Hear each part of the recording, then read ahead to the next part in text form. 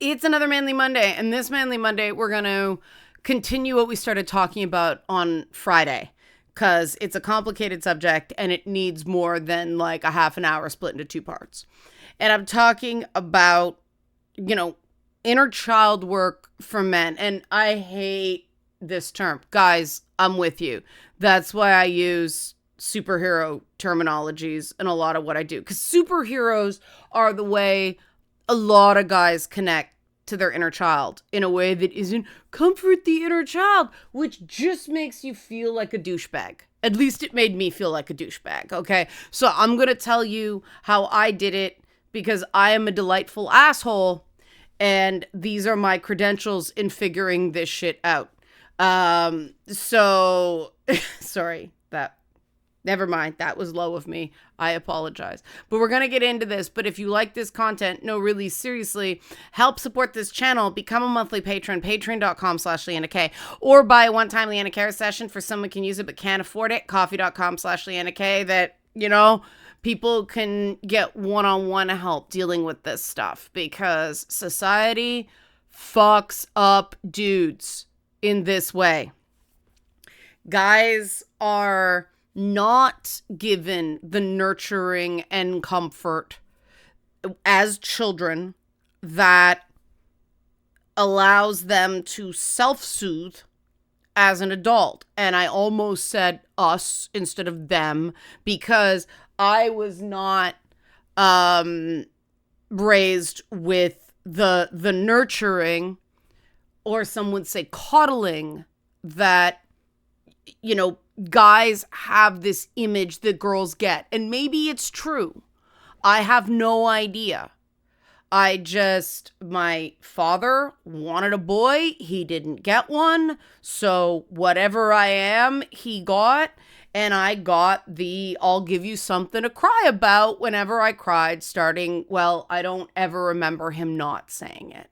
So it may have started, according to family sources, he was doing it to me when I was 2 years old. So younger, I had very serious pneumonia when I was 11 months old. And apparently even being upset about that was too much for him to deal with. So, my dad was a real fun guy when everything was on an even keel. But the minute anything felt difficult and he felt helpless, he exploded and deflected, projected, and transferred onto everyone else. And so when you're not comforted as a kid, when you're not soothed as a kid, you're not taught how to talk to yourself that way as an adult.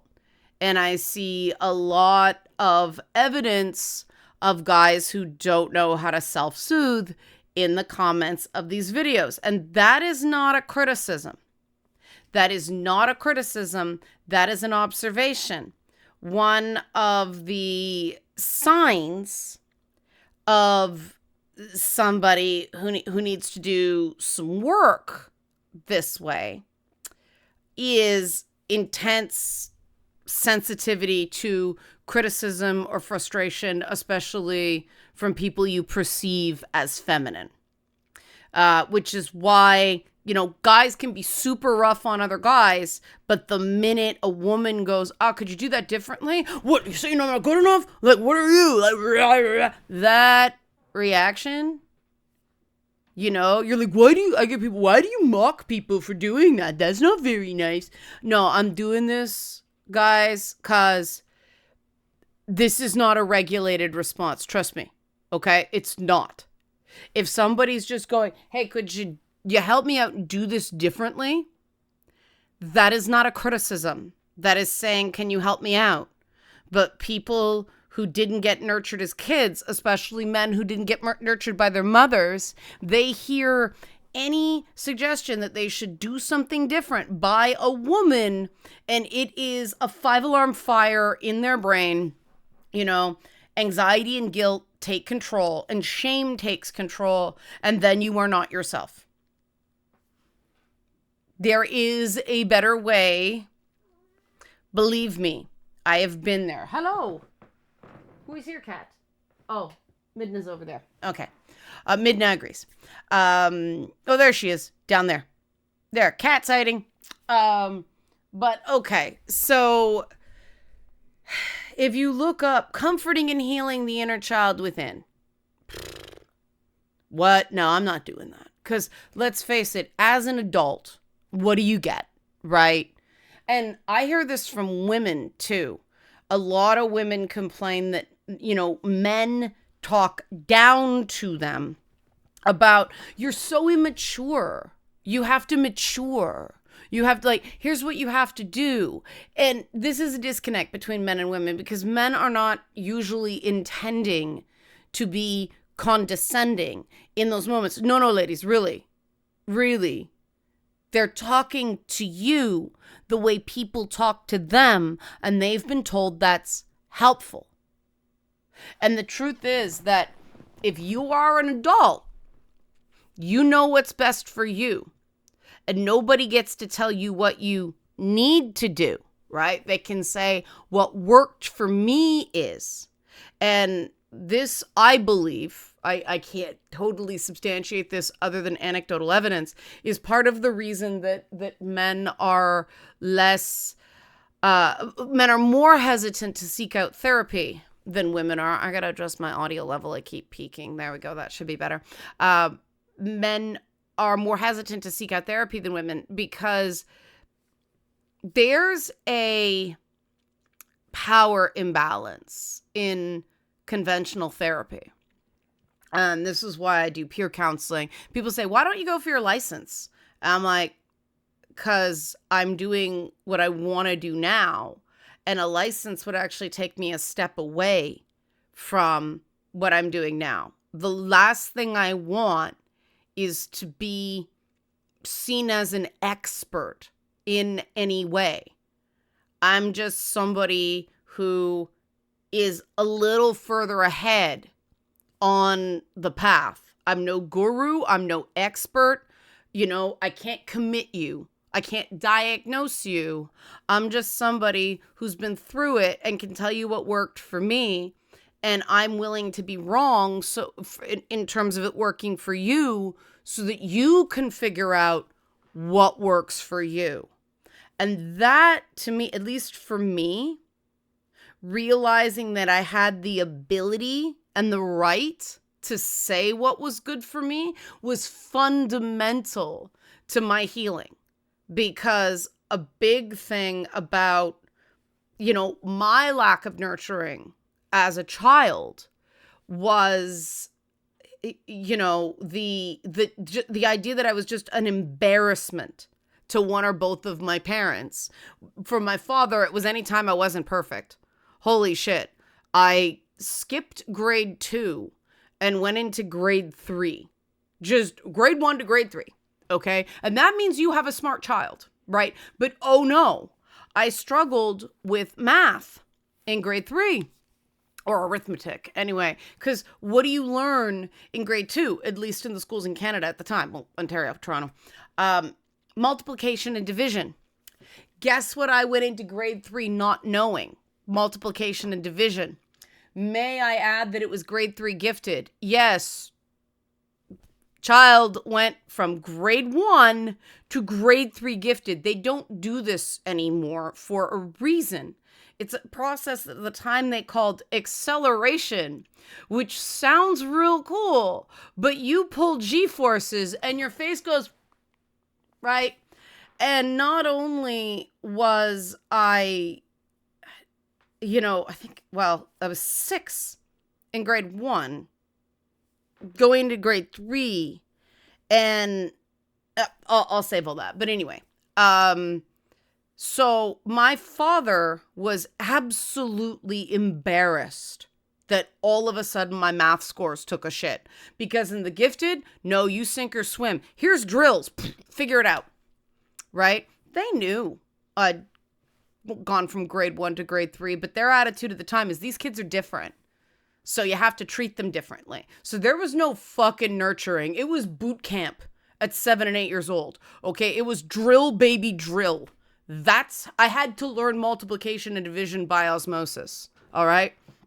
And my father was so, like, ashamed, so fucked up, that his prized pony kid was barely passing math all of a sudden, that how did he decide to solve the problem? More drills, flashcards, where he'd slam it down and swear if I got the answer wrong. Great way to teach a 7-year-old how to multiply and divide. No shit, this was my childhood. This was just one example, okay? It was hardcore. Meanwhile, I went into competitive dance. And what did they do in competitive dance at the time? They screamed at you too. The first salvation I really have, I talk about Mr. Bingham, my grade 6 teacher, who let me play Dungeons and Dragons with 2 boys in the class as a creative writing exercise. And Mr. Bingham was ex-military hardcore. Like, dude still swayed when he stood. He still stood at attention, right? Dude was hardcore. But there was structure, and he would ask, like, he went, okay, this kid wants to learn, so he brought in extra reading stuff for me. And I devoured that shit. Oh my God, did I devour that. But at that point, I still thought I was bad at math. I was pulling 80s and still thought I was bad at math because I wasn't getting perfect, right? 6th grade, all right? 6th grade. And I remember at the end of the year, he said to me, it was during grade 6 graduation where I had like all the trophies and like all the like awards and all, but I still thought I was bad at math. Even though I was getting awards, I was bad at math because of this shit, okay? And he said to me, what do you think about this? And I remember there was this pause. Dungeons and Dragons. And I went on an info dump that would make any autist proud, okay? And even in 6th grade, I was like, I could remember him kind of sitting back and his face was like, oh, okay, she really does like it. He wasn't sure, but he let me do it. And that was fundamental, right? And then I had a series of excellent male teachers that helped compensate for some of the damage that biological father was doing to me. Not completely, because I still had to go home and he'd go in and brawl with my teachers, and that was fucking humiliating. But I'm saying this to tell you that I am not somebody with a cushy upbringing. I feel you. Because this was somewhat common to do to boys back then. It's only vaguely horrifying because of the way I look, right? But we should not be doing this to boys either. And I mean, this is one of the themes of Cobra Kai, but if you guys want a Cobra Kai Manly Monday video, I can do one. What a great show. 80s cheese. Leaned into it hard, but they slipped a really cool message in. I like it. A bunch of really cool messages. But so inner child had left the building by the time I was 8 years old. Okay, so I feel you. And my issue with the language of comforting the inner child is, for me, I needed to do the opposite. I needed to go, I am not that frightened child anymore. I am an adult. I don't want to do this anymore. Okay? And instead of, and it's the same technique, just looked at from the other side. Because the minute I started going, oh, you know, access your inner self, access that inner child, I was like, fuck no, never going back, right? The idea of going to the boy in the memory. This is like a blue screen of death for a lot of guys. Some guys it works for, but a lot of guys are like, no, that's weak. Why? Here's the second stage of fuckage. that our society does to men. Because of the whole man boy thing, right? Oh, you man baby, right? People who come up in non-nurturing environments tend to attract abusive romantic partners as adults. And if you're a straight man, you attract women who emasculate you. And if you're a gay man, you attract men who emasculate you. Right? And that builds up and builds up. And if you're a bisexual guy, you get both ends of the shit, okay? That came out wrong. But you know what I mean? Like, you're adding this layer of, oh, stop being a man baby. And I'm sorry if that term, well, I know that term's triggering for some people. The idea of being immature or fragile, or anybody called me that when I was in my 20s, and it was Kratos territory. And it's funny because now the people who attempt to Little Woman me, who attempt to dom me and get Kratos, then mock the Kratos. And people don't realize that Kratos expects to be mocked and just goes, and you've lost. Because, well, you're going, Kratos is going, I'm figuring out how to tactically win this fight. And that's where you want to get to, right? You want to go from being Greek Kratos to Norse Kratos at the end. Well, even at the beginning of the Dad of War games, Kratos has done some work, right? Because he had a woman in his life who helped nurture him. And that's what a lot of people, because I'll include lesbians in this, but people who are attracted to women end up with partners who replicate the abuse and the lack of nurturing we got as kids. And this is just because we think it's normal. And we get into therapy and they're like, oh, comfort your inner child. And then all the nasty shit where the abuse was centered on you being a child in an adult's body come back to you, and you can't do it. Right? I was there. Okay? I just reject. Oh, God, I sounded, okay. I sounded like a South Park character. Okay? But that's what you hear when anybody tries to be, let's talk about our feelings, okay? Or it's Mr. Van Driesen, a Beavis butthead, you know? Can't we find other things to entertain us? You said anus, right? Because you cope with humor, or you cope with deflection, you withdraw, you avoid, because this is the danger zone. And conventional therapy will just make you have to keep confronting the danger zone.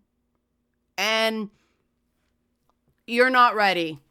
That's one of the biggest fucking gaslighting things in fucking self-help, or, you know, therapeutic, or these weird things that have cropped up around the therapeutic practice for men. 'Cause you go into therapy and you feel like shit because people are being performatively nice to you, and it makes you feel weak. And so then you go into the manosphere, and there are people who are basically going, you are weak, you are not ready, you got to do this, you got to do that. And you think, okay, these guys are telling me the truth. No, they ain't. No one who, you know, it's an insult to say you weren't hugged enough as a child.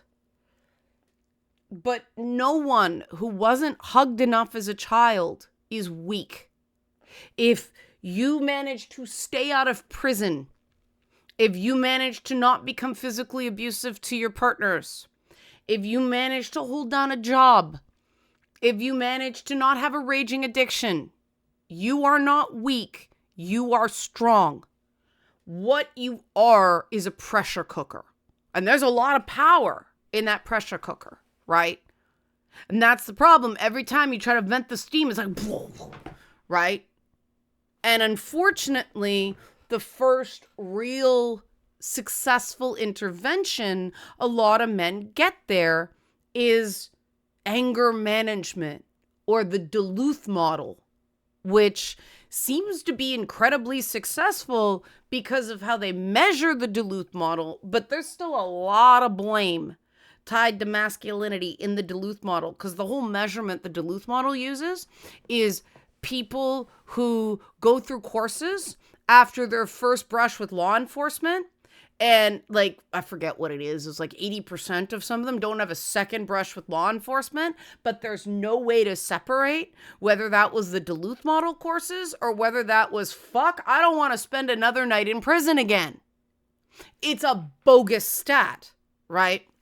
So what do we do that's better? Well, what worked for me is I skipped a step, okay? Instead of going, I'm going to be the inner child, which... No, my inner child was 35. People kept telling me when I was 12, oh, you're 12 going on 35. Like that was some sort of compliment, and fuck no, it wasn't. It was a sign something was wrong. Miguel in Cobra Kai, I am worried for that kid because he is more mature than everybody else on that show. He's parentified. He's going to be fucked up. He's the new Daniel. Like, he's going to be fucked up when he's got kids of his own, if he has kids of his own, right? Like, but, okay. You can't access that right away. So, who's your favorite superhero? Okay? And a lot of guys say Batman, and it's like, okay, we got some work to do. And this may sound like a tangent, but it's not. When the reactions to She-Hulk happened, and guys were identifying with the assholes outside the sports bar in the Thelma and Louise homage, instead of Matt Murdock, I was like, okay, we got a problem.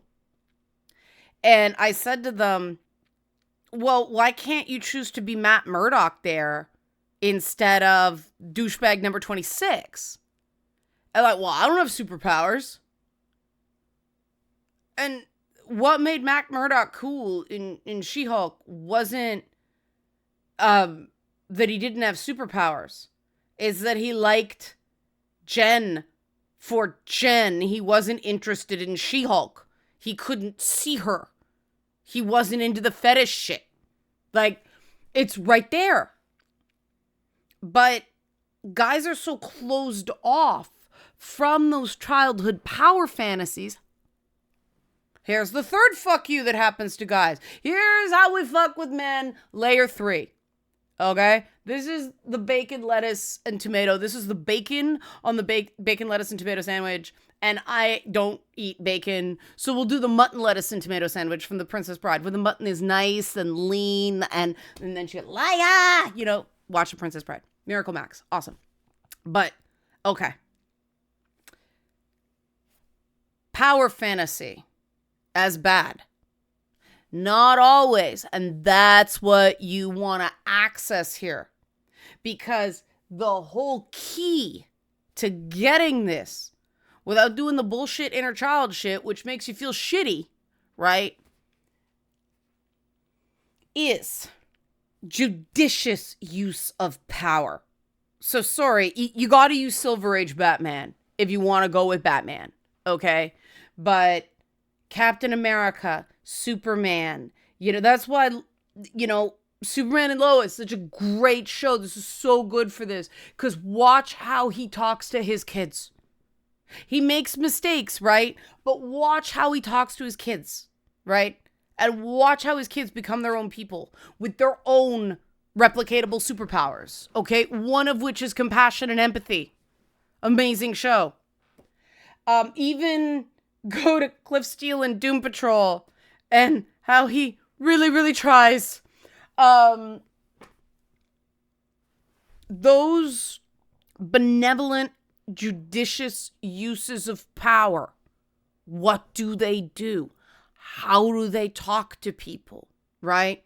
I remember a Plastic Man and Batman team-up comic where Batman expressed disappointment that Plastic Man was an absentee dad because Plastic Man was the fun guy, so Batman thought he was a good dad. And that shows how little the world's greatest detective knew about people. But I say it's an accurate character point. But it was awesome, right? Because what most kids need is structure, right? Somebody will correct you. It's not fun all the time. But when you mess up, there's still compassion. There's still, I believe in you. There's still, we're on the same team. I got you, right?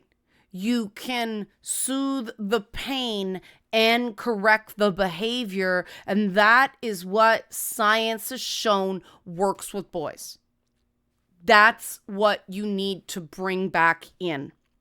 And you start by treating other people that way. You don't wait for other people to go first. No, really, trust me, because they won't, right? Because if you keep behaving like asshole Batman, right, then it's not going to come. You have to be the change you want to see. You have to embody that judicious, benevolent childhood power fantasy, okay? Not by punching people, by only attacking the people, right, who have it coming. But you got to recognize that's actually a very, very small portion of the population. When you take away the assumptions and you stop mind reading and you stop assuming everybody is hurting you deliberately because dad did or mom did, right? Or your dad's or your mom's or whoever, the teacher, whatever did it to you, right? There was an element that they were doing it with awareness. They were the adult. You were the child. But most people are just dumbasses who don't understand how it's landing, right? So assume that. Be Captain America. Be Superman. Don't be the villain of the week that goes, ha ha ha, life wronged me, so I'm going to rob a bank and kill a bunch of people. No, no, no. Go, okay, I'm going to keep, Superman gives people chances to the point that it's stupid. Another thing that Superman and Lois handles very, very well. But be that hero. Be the hero of your own story. There's a reason on It's Not Therapy. I say, be the hero of your own story and not anybody else's, right? Because you're the hero of your own story. But you have to treat other people like other members of the Justice League, not the cat that Superman gets out of the tree, right? Not the defenseless person that can't do it for themselves. Because then, you're going to be domineering and come across condescending, right? It's like, all right, I'm Superman, you're Wonder Woman, or I'm Superman, you're the Flash. Try to avoid Batman from this equation, because fucking Batman is the one that always fucks up the Justice League because he's got goddamn trust issues. And a big part of Bruce Wayne is still that 6 to 8-year-old boy whose parents died right in front of him. And that is Batman's problem. And that is why Batman is not a good example for this exercise. Okay? Batman is already you, right? Not the you we are working on, right? Superman, they were not his biological parents, but they were good parents. They weren't perfect parents, but they were good parents, right? Wonder Woman was made from clay. We got to unpack that, but another time. This is Manly Monday. So, how would your favorite actual hero, not anti-heroes, not Wolverine, not the Punisher, no, those are anti-heroes, the Boy Scouty characters, right? That you may have trouble liking because of these wounds inside you, right? If this doesn't work, try a cleric from D&D, okay? How would they treat a frightened and hurt child, right? Wonder Woman might be a good example of that if you had issues with your mother, right? Notice I didn't say mommy issues. I said issues with your mother. The truth is the issues were your parents, not yours. You're just dealing with the fallout of the issues, okay? But model that. And go first. Because here's the truth, okay? If you are decent and the other person is an asshole, well, isn't that what every fucking supervillain does? Or the D-list ones that end up just getting one punch by Batman, right?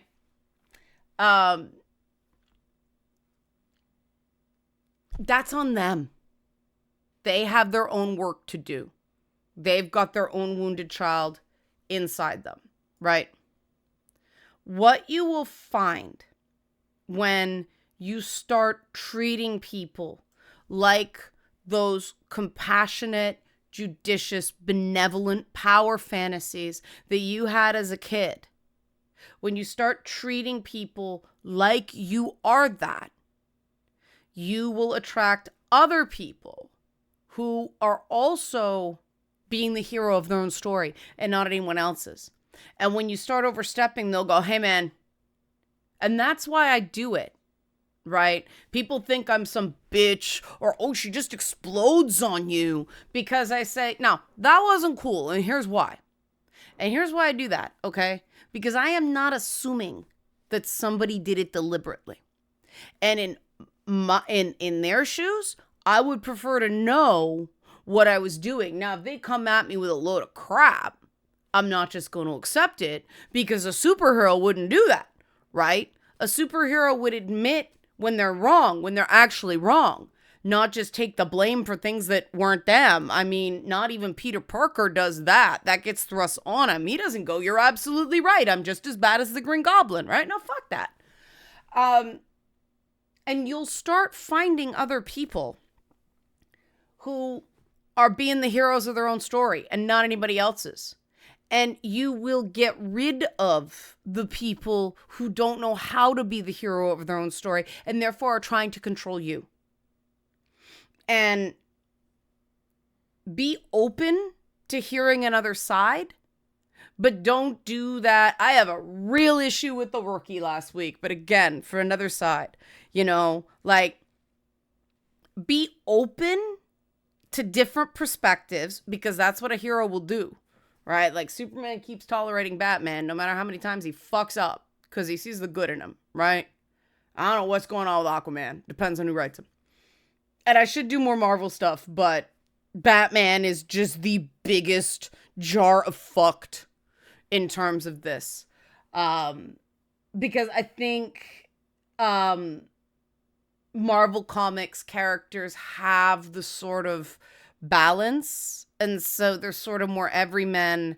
But again, the reason the X-Men are a telenovela is those kids were all sent into dangerous situations as teenagers.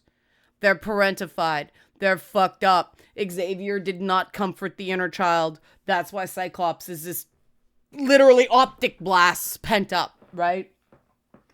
And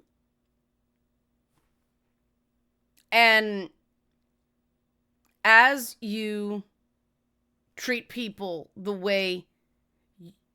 avoiding the way you wouldn't want to be treated, because you wouldn't want to be talked down to, right? You wouldn't want to be coddled. You wouldn't want people not telling you when you did something that was causing issues for them. You probably didn't mean to, but you'd want to know, right?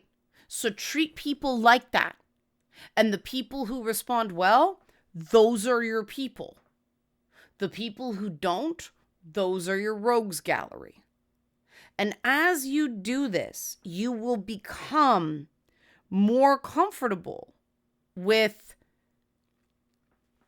being vulnerable, going, I am not okay. Admitting your kryptonite exposure, right? Or, Cyclops needs his ruby glasses, and that's okay. Hey, as the fellow colored glasses club, that's really bright. That's why I wear them. Okay, back on. But you will be more comfortable with the assists you need to live your best life. You will feel more comfortable not being an island onto yourself, not being the Punisher, because the Punisher's not a happy person. Love that character. He's not a happy person, right? So, and Jesus Christ, put down the Frank Miller. Put down the Frank Miller.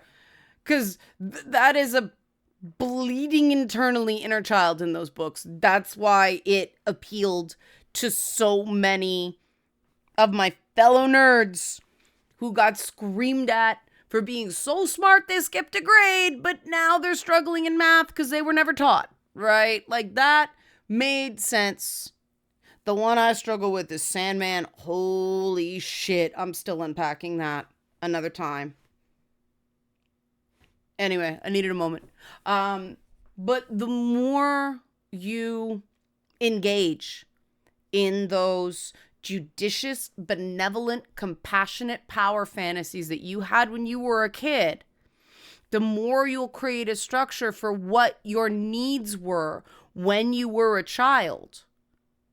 And you'll be able to heal. You'll be able to meet those needs that you weren't taught anywhere else. All right? All right.